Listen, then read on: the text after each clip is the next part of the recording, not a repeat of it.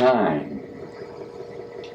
Okay, let's look at one thing real clearly and emphatically. No matter what you're doing in regard to this awakening, it involves time because you invented it. Perception is time.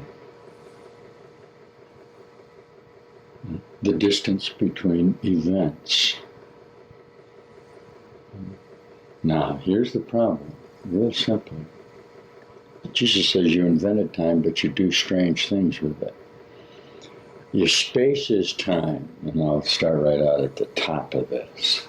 Your space is the distance between events or observed events within the nomenclature of the imaging of the perceptual mind, okay? We must observe texture, would be a good word, in the relationship of our ideas in order to expand our perceptual association to the congruity of image reality. The teachings of a meditative notation are to, and we'll use the vernacular, to bring you into the now.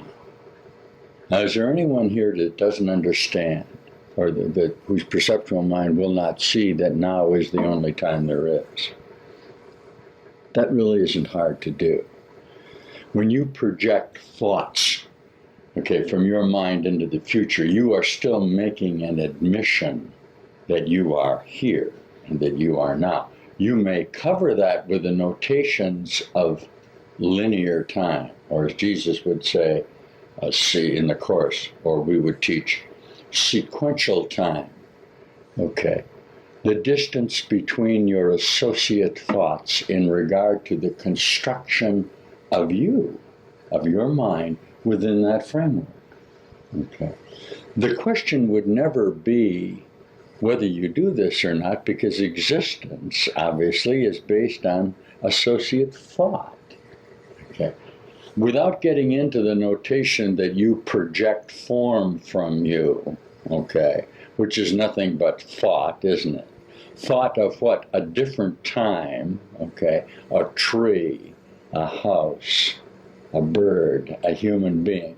A thought of what? Different time, and hold a distance between your past and future thoughts. Okay, well, this is what perceptual thought is, and there's not going to be any real disagreement with this. The immediate problem that occurs is, once you have the form, and there's no question that you have the form, and you can't get away from having the form, okay, you are faced with the dilemma of the texture or the quality of associate thoughts between the image association of the consciousnesses who are actually have established themselves independent of each other, and how they attempt to bring together the creative notations of the reality of the now. Now, since this obviously involves perceptual thought, and I'm perceptually thinking about it, it would be increasingly obvious that the only manner in which you would change the texture of thinking, okay, would be by a transformation of your mind. You're not going to do it any other way. It doesn't make any difference how many thoughts you would be together, okay? Jesus has a couple of sentences in the Course, says levels do not communicate. He's made an allowance for levels of consciousness. So what? Okay. The only level of consciousness there really could ever be is the one that you are at this moment. Okay. You literally invent, okay, through the manufacturing, through the association of ideas contained within you, time. There isn't any question that you do. Isn't that amazing? You can see very plainly that you can do that. Time then is what? Only in your mind. Okay? Individually, in associate thoughts.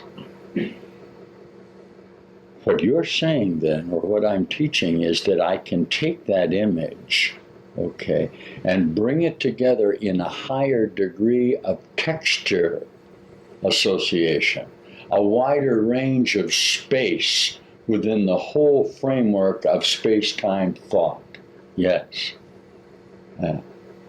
I'm telling you that your mind is capable of doing this. Absolutely, how would it not be? It does it all the time. But it only does it for the moment that it brings the sequentiality of its associations of ideas into the single frame.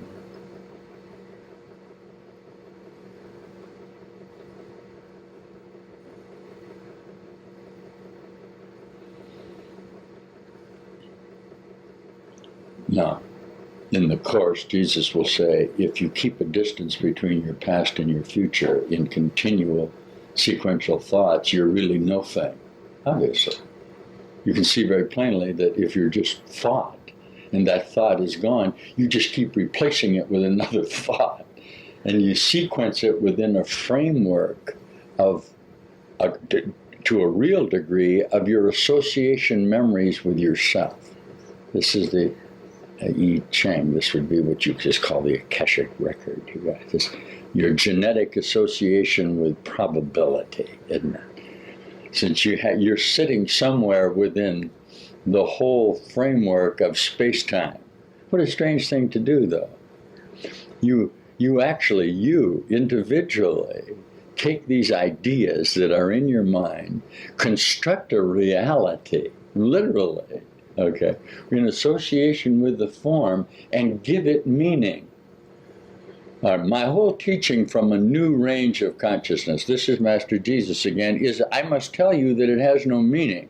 Not because it does not have meaning to you, in fact it establishes your meaning, but because it's not real. You see, it simply is gone, it's gone away. No matter how many times you would bring that up within the framework of your previous association, if you remember it and it's gone, you simply live within that framework of association. I'm telling you, you can change your past by changing your mind. And if you change your past by remembering, you'll change your future. This has to be done within your mind, doesn't it? Everybody got this? All right, you don't have to use this in a religious sense. I'd love to take the religious vernacular out of what I teach. You will not get this from the idea of mind association without involving time. You can't. The ludicrousy, then, of separate mind within a framework of what appears to be longevity constructing its own death will be funny to you. And that would include the earth. That includes 1,000,000 years. I can't teach this. Listen, if we're going to change the fabric of time, okay, actually what we're doing is changing the distance between the beginning and the end of it. We're simply taking all of the thoughts that were in association with all of time and pinching them together. In order to pinch them together in perceptual mind, you have to change the essence or the quality of your thinking. You got that? That's what all I really teach is to do that. Huh?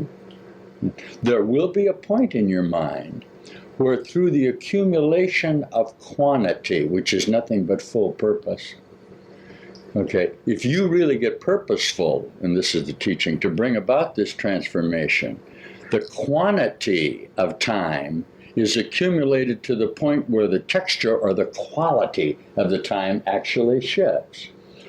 Primitive man was much aware of this. Just incidentally, primitive man would set up a Sabbath. He was absolutely aware that 1 day a week, the quality of time was different. Why? Because accumulatively, everybody hearing me a little bit, you guys hearing this a little bit? And on that day, he would literally do nothing human. And this is the teachings that have come down to blue laws and all the other things that you don't adhere to. Okay, he knew that he was functioning within a framework of time, and he also knew that on the 7th day, God rested. I can do this anyway. You guys are hearing this a little bit. So that there would actually be a difference in the quality of the time. The old Quakers that would get together for 7 hours in church were aware of this. This has been lost now, incidentally. We've become more mechanized. But the idea that you could come together, okay, in a congruity of associate thought for a 7-hour period in worship was literally bringing together space-time. Yeah. It's exactly the same thing as the year of the Jubilee. When the Jewish calendar would say every 100 years we're going to take all the thoughts we've had, all the properties we've got, all of the so-called farms, all of the grain, we're going to throw it all back into the hopper and we're going to start all over. Okay? This is exactly the same idea as going to church once a week. Well, what I am directing you to is that if the texture or quality of your reality, literally your individual association with yourself, can be changed, okay, wouldn't it be beneficent to you to change it rather than remain in the conflict association of sequential time? Huh? Of course. Now, this is very difficult to press on a consciousness that is holding on to what? Its identity and its limited association. Okay. How can it express itself? Really, creation is only self-expression. If you, it's so obvious that if you limit within your own genetic framework the definition that you have given to form, you can't create. If Beethoven wrote his first symphony when he was 6 years old, he obviously did not construct limited associate form to do it. No matter how tempted you would think to believe he snuck into his uncle's manuscripts and somehow put the notes together, that is not the case. He changed the texture of the association of the perceptual thought. That's what creation is, of course. That's what masterpiece is. That's what genius is. That's what the mind expanded is. And that's what you're doing. Hey, we're into time here, you guys. You got any more time for this? No, your time is up. Okay, once these thoughts begin to come to you, you can be walking along the street. This is Course in Miracles workbook. Like, see what you're supposed to do, guys out there that are supposedly doing this. You literally stop your sequential thinking. You change the quality of the time at that moment. You know what else will happen as you continue to do it? The perceptions you have outside yourself will change and you'll work miracles. Do you hear that? You think it's just contained within your own mind, dummies. It's not. The world is your creation. Come on. If time can be changed, space can be changed. The whole teaching would be there is no such thing as space except limited sequential time. When you change your mind, you literally change the events going on around you. Holy mackerel. It's not the observation of the limited bringing together of a miracle is what a miracle is. The miracle is changing of the total event in association with itself, with the totalness of it. Got it? All right. Are we recording here? Are you getting all this? Mm-hmm. What time do you have? I looked at these new little digital computer times. They've even taken space out of a clock. You see, a clock that has hands has space in it. It's like a sundial. It's like a horoscope. They've reduced that into an image of numbers that appear on a little. They just keep squeezing you down. Don't let them do it to you, brother. Back to sundials. We'll be back. I might as well leave this on. We have a lot of excitement about time, don't we?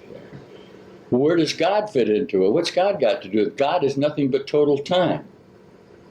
Okay?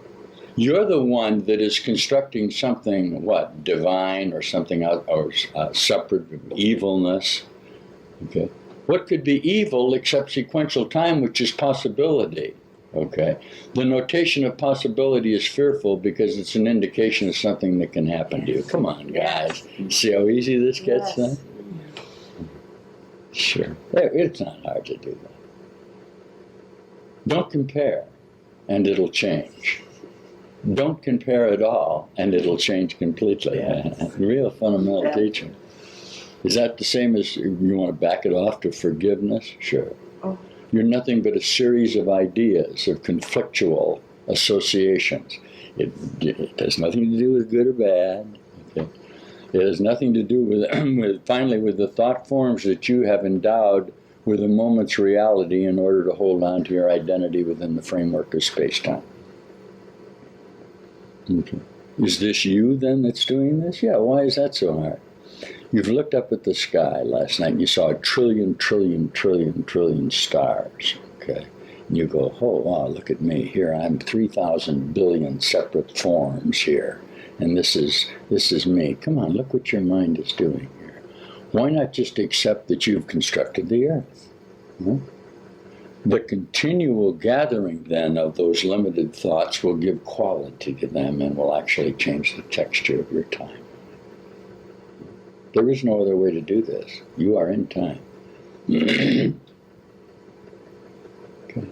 Jesus says that time, okay, and remembering, okay, perception are the same thing. And this is, of course, but just for a moment, it is the same thing, obviously. Okay. Time in itself does nothing. It's the sense. You give time all the meaning that it has. Okay. Just as you give memory to remember all of the meaning that it has. It's given by you and your ideas.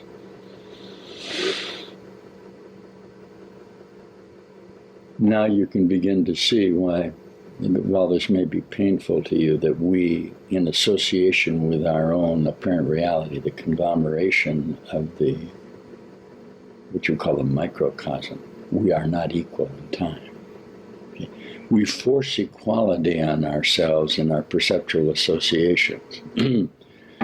When creative mind really begins to think, it expands vertically outside of the framework of the perceptual, which you would call mirage or image that's going on in perception. You call this genius. That's really what's happening to your minds here now, isn't it? Yeah, that's nice. We'll be back in a couple of minutes to teach that. Here's what you're faced with. If time is not sequential, and I am directing you to change this associate ideas that you have in the quality, the dimensions of your time, okay, each moment then must contain all of time. And of course it does. And if you will bring those moments together, this is really what the definition of a miracle would be. But nothing prevents you from bringing all of time together totally, each moment, and transcending your own mind or changing the whole relationship that you formerly had with yourself. This is called enlightenment. Is it bodily? Well, how would it not be bodily? Is it earthly? How would it not be earthly? Is it heavenly? How would it not be heavenly? It is you. It is your mind. What's the difference between solid and liquid and gaseous? All you have to do is reach out with your thoughts, and you can penetrate any form that you've established as a distance between you. You see how simple transcendentalism becomes then? And of course you can do that. We have a divine brother, Master John, who is John Frank, who is leaving now. He has to go, and he's very much aware that he's stepping into a what you would call a slower sequential time. There's going to be momentarily for him a little more distance between his thoughts because he's going to have to make allowances for thicker, I'm using these terms kind of interchangeably, or darker textures. Okay, there's not enough what you would call light shining on them. They're not fast enough. When Jesus says we're speeding up time, this is what he means by it. Of course. We're changing the texture. Now, those of you listening to this tape will, and this is a notation that should be made, can detect a difference in the textures of your thinking when you listen to a higher emanation of energy responses in association with itself. This is the definition of a master or whole mind teaching. If you do that with the Course in Miracles, you would see immediately that the thought forms and patterns that are brought together by Master Jesus in the Course are not human thoughts. No matter how much the scribes are determined to pull these incredibly lovely, light, total concepts into some sort of framework of the limitation, they're not succeeding. It's becoming ludicrous. Somewhere along the line, somebody and the groups that are doing it now are going to have to look at it and say, hey, this is true reality. Okay. The reality we have at this moment can be transformed to a different framework of associated space-time. Yes. Now, I'm not going to get into the psychology of the resistance of that because obviously the limiting factor of what is termed death Okay. Sequentiality, which you call aspects and degrees and intervals and waxing and waning, are all part of perceptual mind. Very simply, perceptual mind then, within its framework of a limitation, defends itself from wholeness or eternity, of course. Of course. And that's where the conflict is. That's what he constructs in his limited framework. And the distance between his thoughts is conflictual, isn't it? Yes. Is that real? Hey, that's real. He's got thought forms out there that are literally attacking him because of his previous and future associations. We're bringing a lot together here. Those of you listening to this tape, I mean, if you can get it outside of your limited, incredibly limited associations of religion and philosophy, and pull it all together in a simple statement that you're speeding up time. Okay? The idea of evolution, the idea of movement from slowness to fastness is the whole idea of your mind. Okay? Bringing together the alpha and the omega, the cause and the effect. What a glorious notation if you could take a sentence that Jesus says, that no matter how tempted you are to believe it, finally cause and effect are not apart. That would step you out of what? Time, wouldn't it? Automatically. Okay. And the closer you bring together, the more responsibility you take for thought. The closer you bring the effects together with you, and the closer you get to eternity. This is all we really present to you. Your dilemma and the dilemma of the earth is the admission of this. But come on, I'm sitting right here in your dream sequencing. The reason we call this a dream or an illusion or hallucination is it literally cannot be real. What you call the ego, and don't say that's not what you are, because it's what you are, as long as you're associating thoughts in time, cannot be real. It simply isn't. Never mind the idea, well, it is real, and then it works to do something. That's nonsense. If you're going to look at changing the quality of the thought form of time, you see immediately that it's not real and never was real. No matter what you do, you're not going to make it so. But that is not going to prevent you from being real and associating in any manner in you which you wish to associate it with.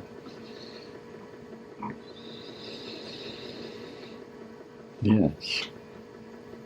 It's funny how the mind holds on to time and makes a prediction about its death. It says, I'm going to do it. It literally dies at that moment, but it can't see it. Do you see? If time is really not separate, if there's really no distance between cause and effect, it holds on to the tension between the two and simply has invented its own death. This is what I present to you. Death is your invention. How absurd. All you need do is simply say, I'm not going to die, and I won't die. In fact, all you need do is say, I believe you, teacher. You ready for that? You don't want to hear that. I'm telling you, you can't die. You can't finally sequence time. You insist that you can because you are the sequencing of the events, aren't you? Do you attack me when I present? Well, of course. You are attacking the notation of no death. But you can't die. You're not going to succeed in obliviating yourself. Let's not be absurd. You can make up all the inventions you want about going somewhere later on, coming back here. You can do anything you want with it within your own framework. The only time you could ever wake up and see your wholeness is now. And the notation that you are asleep can be very valuable to you. Everywhere you look, all you're seeing is your thought forms at some place within the fabric of the distance between the beginning and the end. Do you do that? Sure. And I'm telling you that you, individually, and only individually, in your whole mind power can transcend this. The forms that are around you literally have no meaning. Okay, this is a course in the transformation of your mind. Stop doing your limited genetic associations of falsity. This is the course at its nice new level for you. Huh? Jesus says your relationships are killing you. What else would kill you if you've constructed death? What kills you more readily than the forms you've established to retain your limited identity? Why is that so hard for you? The only way that you can come to know that, obviously, is by the relinquishment, okay, we're back into the teaching, or the non-defense of yourself in association with your determination to hold on to the limited state of consciousness. Does anybody out there not hear this? Oh, you hear it all right. You don't like it. All I really want you to do is make an obvious, simple choice between time and dying, okay, and life and living forever with love. Why should you have to lose something? Why do you defend your own demise? Can you hear me, you dummies? The reason I call you, I don't mean you're dummies. What I mean is you're dummies. Yes. What I mean is your eyes are not constructed to see. And any vocabulary that you have in response to this is designed to defend yourself. As Jesus said, you invented speech or babble at the Tower of Babel to keep from seeing the very obvious, that you're whole and beautiful. Huh? Now, if I'd offend you, that's okay. I'm sitting in the middle of your dream, though. How are you going to get away from me? You can't. Huh? This is all over. Isn't that funny? But Jesus in the Course says the most you can say about the past is it's over and gone. If you'll understand that your future is your past, then the future will be gone. If that's gone, you can see immediately that all of this is gone. And now the sentence of Jesus, this whole world was over a long time ago, perhaps will begin to mean something to you, you dummies, in your own dream. I think I'm attacking you. I'm trying to shake you loose from your own perceptual poop. Excuse me, that's not a very scientific term. But everything that's constructed in the form has no meaning. Yeah. Jesus would say you put a frame around it, you gild it, and you give it credit. This is lovely stuff. And it just rots on you. It just goes away. It stinks finally. And you keep burying it and worshiping what? Your death associations. Then you stand around the consciousness that you have killed with your own mind and bemoan the fact that it's dead. Would you care to look at that, funeral goers? Yeah? This is in the Course too. You gather around the bier and bitterly complain, okay, about the time that you have established for your own demise. How about this? Is the word insanity perhaps appropriate at this time? It's very early in the Course. How could you not observe the craziness and the nuttiness of the determination of a consciousness to intentionally inflict on himself sickness, pain, and death? Salvation obviously comes from my new certain mind that this is not real, so that I don't have to judge it in its limited associations with itself. You hear me? Come on, new minds. Huh? Is this a new teaching? Yeah. Is the earth real? Don't be absurd. Look at the relationship of where you are to the universe for just a moment. Huh? Now be happy that your mind is in this expansion. Jesus says, be a happy learner rather than trying to crunch down and listen to the calls of all of your previous murderous intents. These are the images and thought forms that you have sent out to bring you back the message that what I am teaching you cannot be true. Don't tell me you can't learn this Course, Jesus says. Don't tell me. You wrote it. But you wrote it in a different sequence of thoughts and have returned with me now for a moment to bring it into the focus of I'll use joint reality, the moment that we shared in true perception. Thank you. We're at God's country place, just kind of sitting here and talking about being out of time, which is where we really are. We've come just for a moment to remind you that you did awaken and are gone from here, and all of the torture and pain and death that you're feeling has absolutely no reality. I know this is difficult for you, but the necessity is that you accept my certainty that love and goodness and wholeness are real and forever, and they have no association at all with your perceptual mind of sickness, pain, and death. We hope we see you soon. Obvious to you why we teach this as forgiveness, real quickly, you psychologists. The idea that you would hold a separate thought form out from you and deny that you have created it in your own mind is what conflict is. Come on, everybody want to look at this? Who really wants to hear this? It would be obviously necessary for you then to change your mind about the form that you've put out there. The way you do that is by including it in with your own mind, okay? This is a course in inclusion, not subtraction. It appears to be a course in meditation, okay, or quieting your mind in order to still it down in its concepts. But remember that mind is active all the time. Okay, this is a caprice creating going on in here.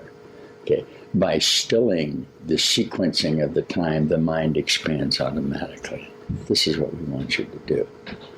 The idea of practicing forgiveness will become real strange to you finally, because you'll see immediately that you've constructed sin out there, and you immediately forgive it and bring it into wholeness. And this is part of the teaching. This is what we want you to do with your mind. But the idea that you're going to practice that really doesn't make any sense. Why would it make sense? Okay, it'll change if you love it. Okay, the real problem that you have is that possession of thought form is what holds you in existence. And the idea that you must give in order to have is very difficult for you. Okay, all you really are is an expression of your conglomerate associations, your genetic memories. Okay, if you hold yourself in a distance between your thoughts, you will be possessed by the thoughts and will only squeeze out of your perceptions that associations within your own mind. Okay, the notation of giving then becomes imperative, so that you can come to see that having and being are the same thing. They're not separate. You don't really have thoughts, you are the thoughts. And this is what happens when whole mind comes whole. Okay? It begins to extend from itself its expanded identity. And finally, it simply becomes a single whole identity in the transformation of the mind. Okay? Nothing can be solved by conflict, obviously. Your idea is that conflict can be solved by balance, or taking your previous forms in a time framework. All you do is extend longevity. Okay? Eternity is not a long time, and you've done this for a very long time. The result of balance must be death, because it's the idea of duality, or that there really are separate thoughts. You listen to me. Okay? Number one, an idea never leaves its source. So every thought that you ever had as a source of it is contained within you. Number two, there are no such thing as separate thoughts. The only thoughts there could ever be are the thoughts that are emanating from your mind. Okay? We'll give a little more talk on this later on, but take a hold of that. So you don't look out and pretend you don't know something. You don't give construct to something and then deny that you know it, and let it instruct you from its own limitation. This is what a relationship on earth is.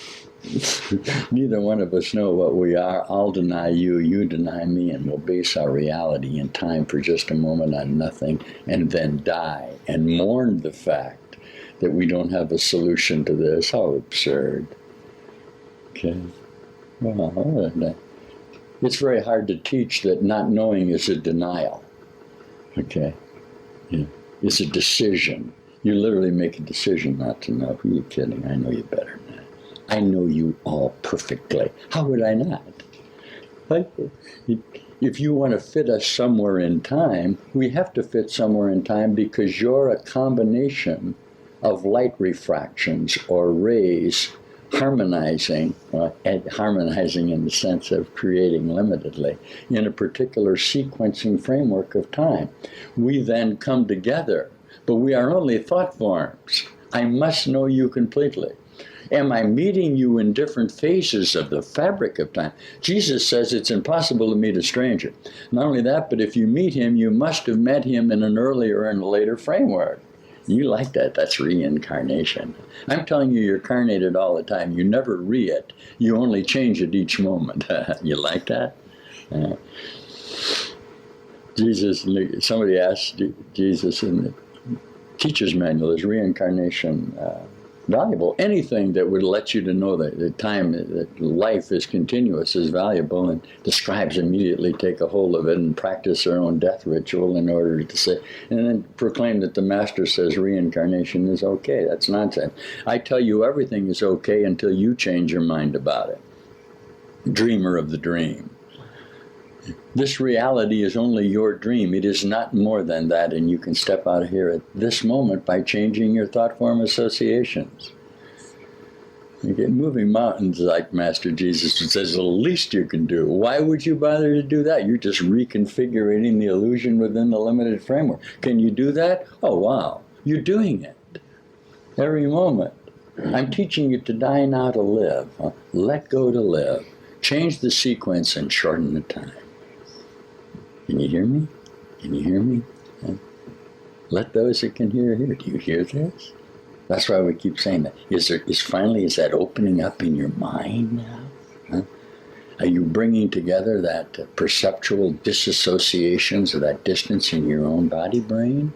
Are you undergoing a change to open up the Holy Spirit? We'll be back. Be back in just a minute. A couple more comments while this tape is still vital to me. Listen, here's the difficulty you have, and this is why we need places around the world like God's country place, a place where you can come and have the serenity of the disassociation from the conflict of the world. Okay?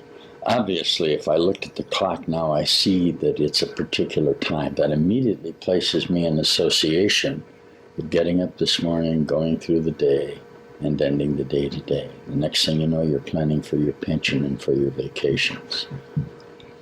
The idea that you can stop doing that is obviously not looked on with favor in a world that bases its reality on the passing of time and your termination. Why? You'll stop buying life insurance policies. Finally, what do? You stop sending your children to school in order to establish some sort of posterity so that when you're dead, they can go on living. Do you see why whole thought is attacked? Okay. Where do you seek solace for this attack, or that's inevitably going to come in the judgment of you and your previous associations? Hopefully, in this maturation of mind, there are other brothers, other teachers who are speeding up their time. This is what Jesus calls the circle of atonement. So that you then can come together, and there is value in your coming together in the exchange of the energy-mind associations with this. Okay. So here's what you do. You begin with a positive admission that there's no way out of the dilemma of sequential time except by the relinquishment of the limited self. This is all fundamental initiation teaching. Okay. You make the admission to the necessity for transformation of your mind on an individual basis. Then let everything that you do each moment within this apparent sequencing be directed to this certain assertion, that, as Jesus would say in the Course, you can shorten time indefinitely. You can literally bring it to a close. Why? While you may not know that you have invented perception, you in fact have. And the admission that you have, since obviously you have the knowledge within your framework for a future reference use, why not use your future reference now and come whole in the sharing of that reality? If there is in fact an evolution of mind, and you have made the statement, why not make it a mutation and bring about the end to the glory and the realization that you never really left heaven? And that you're really here in glory now with the whole brotherhood. Is that individual? Sure. But we do understand. We know the dilemma of the associate phenomena of the miracle which you're denying. You are seeing miracles now in this new framework of you happening all around you, and you are perforce made to deny them and forced back into the limited perception by your previous associations. Don't do it anymore. The heck with it. Now you have a legitimate choice whether to proceed along the human route to death or to step back, as Jesus would say, and say, no, there's a different way to look at this, and I'm going to find it. Then, more and more, you make that commitment. And each time you do, you come closer to when time ended, because remember, time ended when it began. And you are completing a journey that really never occurred. You're simply awakening. I'm awake. I'm in your dream. You can't possibly fit me into the sequencing. It's impossible. If you would accept that, it would be of great benefit to you.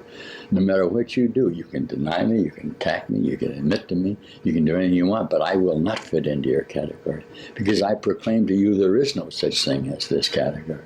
Okay, it's like I'm coming along and literally shaking you awake. Come on.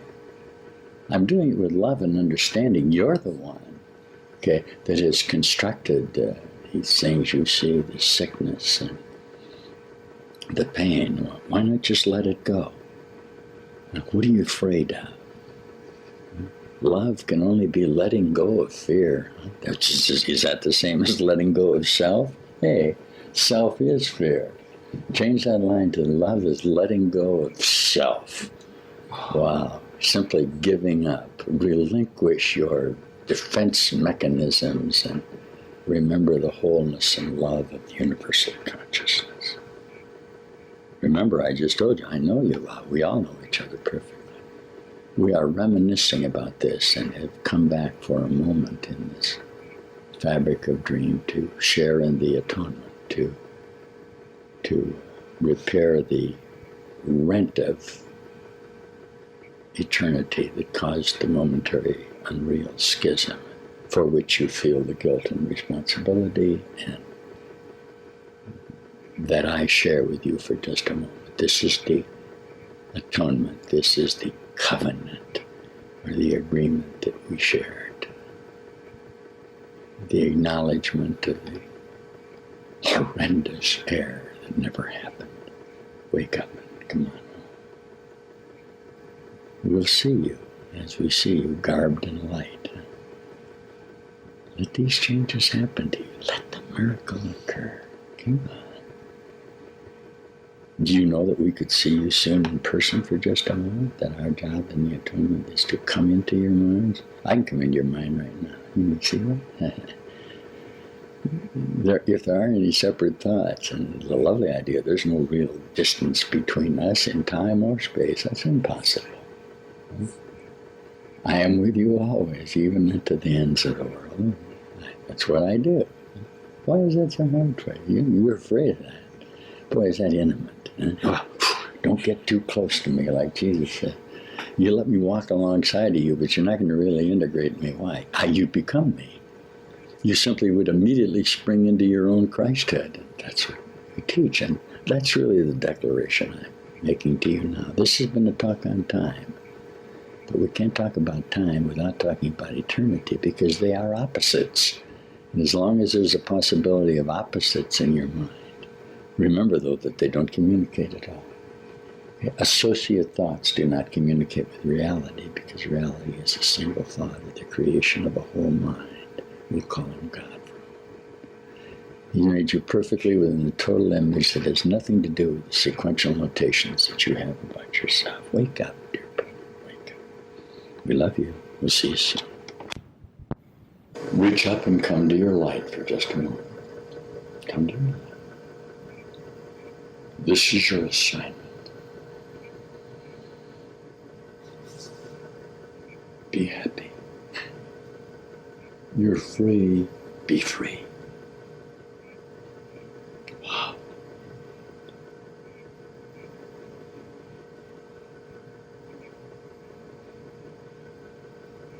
That's it.